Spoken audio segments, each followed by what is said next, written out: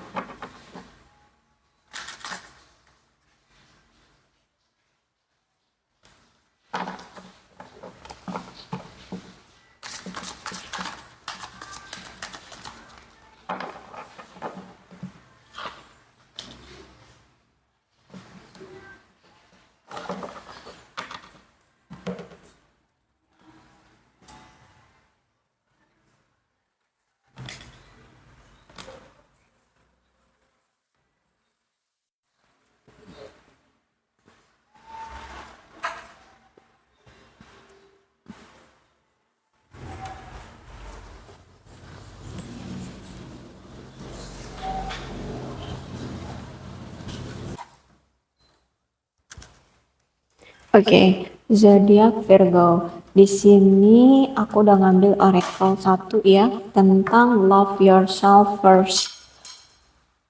Oke, ini ceritanya begini. Mungkin entah itu saat ini atau kemarin-kemarin.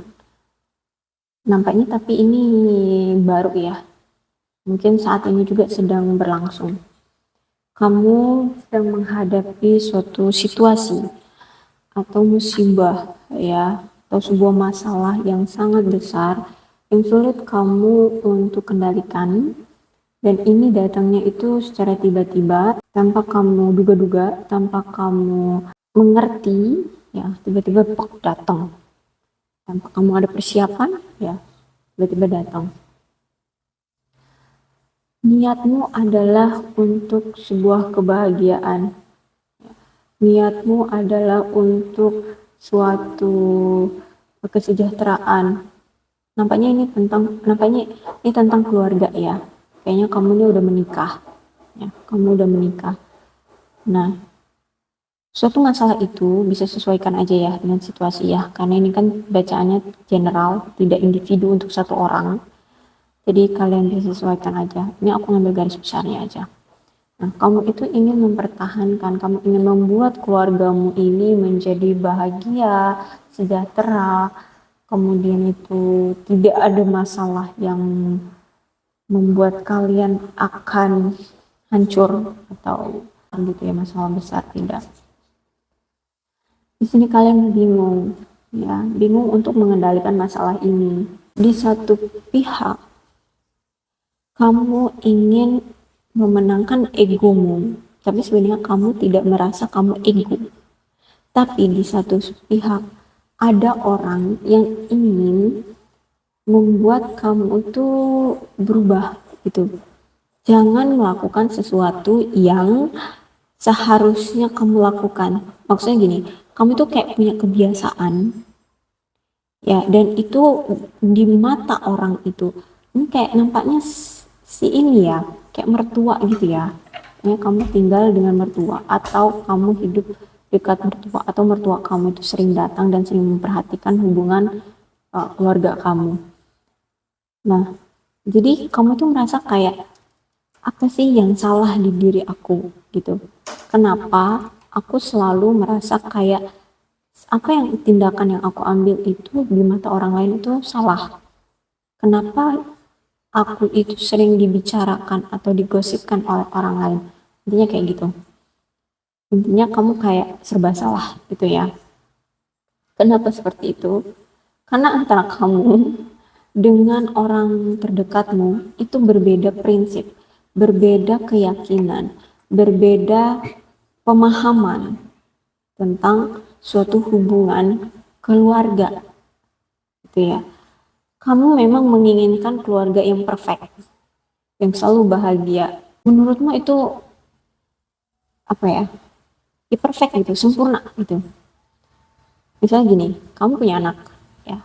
Anak kamu misalnya diasuh orang, tapi kamu pekerja gitu ya. Nah, suatu saat anak kamu tuh misalnya pergi main kemana gitu ya. Nah, si apa namanya? Pengasuh anak kamu ini ya otomatis ikut dong anak kamu kemana mainnya. Hanya saja kamu ini berprinsip anak kamu itu tidak boleh keluar rumah. Kenapa? Entah kamu takut anak kamu hitam, entah takut anak kamu kotor, entah takut anakmu nanti ketularan penyakit apa dengan anak lain atau gatal-gatal seperti penyakitnya, nah seperti itu. Kamu takut anak kamu itu akan intinya nggak bersih gitu ya, nggak bersih. Misal seperti itu ya, bisa disesuaikan aja situasinya. Intinya prinsip kamu itu kayak gitu. Kamu ingin semuanya sempurna, ya. Sehingga di sini membuat suatu keadaan itu menjadi kamu sesali, ya. Sesalinya apa? Di sini masih tetap ada egomu, ya. Ada egomu yang muncul. Sesalinya itu gini, kenapa orang-orang tidak mau menerima keadaanmu? Kenapa orang-orang tidak mau menerima cara melakukan sebuah situasi di keluargaku ini gitu. Aku pengennya anakku sempurna, aku pengen keluargaku sempurna, yang bersih, yang sesuai tatanan gitu ya, rumah bersih, semua alat-alat ada di tempatnya, tidak berantakan mainan anak-anak, nah seperti itu intinya. Ini semuanya ingin tertata. Tapi kenapa gitu ya? Orang yang di dekatmu itu melihat kamu justru malah seperti aneh gitu. Gini, anak ya akan memiliki momen atau situasi sesuai dengan tingkatan umur ya. Di usia 1 tahun dia akan mulai merangkak, dia akan mulai penasaran dengan benda-benda kecil seperti itu. Di usia 2 tahun dia akan bagaimana di usia 3 tahun. Nah, sebenarnya seperti itu. Jadi orang di sekitarmu itu sebenarnya tahu seharusnya anak umur sekian memang waktunya dia untuk bermain, waktunya dia untuk berkotor-kotoran, waktunya untuk dia penasaran. Tapi kenapa kamu ingin membuat itu seperti sempurna, tapi dengan cara kamu yang dipandang orang itu aneh?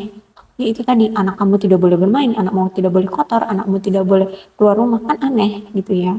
Padahal umur segitu, waktunya anak-anakmu untuk mengekspresikan diri gitu. Nah, di sini ada muncul kartu death. Intinya kamu di sini harus berubah, ya. Kamu memang beranggapan semua yang kamu lakukan itu demi keluargamu, demi keluarga kecilmu, agar keluarga kecilmu itu bahagia, agar keluarga kecilmu itu sempurna di mata orang, ya. Tapi di sini caramu itu tidak begitu. Ya, seharusnya anakmu juga butuh kok untuk berbaur. Ya, karena apapun yang kamu berikan, pengajaran yang kamu berikan kepada anak, itu akan mempengaruhi psikologis anakmu. Gitu ya. Nah, di sini kamu harus berubah. Tidak masalah kok kalau misalnya anakmu juga sama dengan anak lainnya gitu. Ya, anakmu sama dengan anak lainnya, ya bermain sepeda, keluar rumah ya. Nah, cuman kan gini, kamu boleh tuh misalnya memberikan jadwal kepada anakmu, Oke, kamu boleh keluar rumah dari jam sekian sampai jam sekian, cukup 1 jam misalnya kalau bermain. Nanti jam sekian sampai jam sekian kamu tidur, bangun tidur kamu nanti jam sekian sampai jam sekian kamu akan makan. Itu lebih baik daripada kamu menolak untuk dia mengekspresikan yang seharusnya anak seumur dia itu banyak ekspresif gitu. Ya, di sini kamu dituntut untuk merubah pola pikir kamu, merubah untuk cara kamu berinteraksi gitu. Ya, butuh kok kamu juga untuk bertanya kepada orang yang lebih tua darimu, yaitu seperti misalnya mertua atau seperti ibumu gitu ya. Orang yang udah lebih berpengalaman dari kamu, ya. Karena di sini nampaknya semua kamu itu orangnya ini apa namanya, bisa dibilang dimanja, iya ya, dimanja, jadi kayak anak mami gitu. Jadi kamu di sini egonya tinggi, ya, egonya tinggi karena ini dipengaruhi oleh masa lalumu, dipengaruhi oleh masa lalumu. Kamu teringat dengan tindakan dulu kamu waktu kecil, ya, entah itu memang pola asuh ibumu dulu seperti itu terhadap kamu sehingga kamu juga mengikuti cara pola asuh ibumu dulu terhadap kamu. Jadi egomu di sini terlalu kuat, egomu di sini terlalu terlalu besar sehingga sulit untuk mendengar atau menerima nasihat orang lain.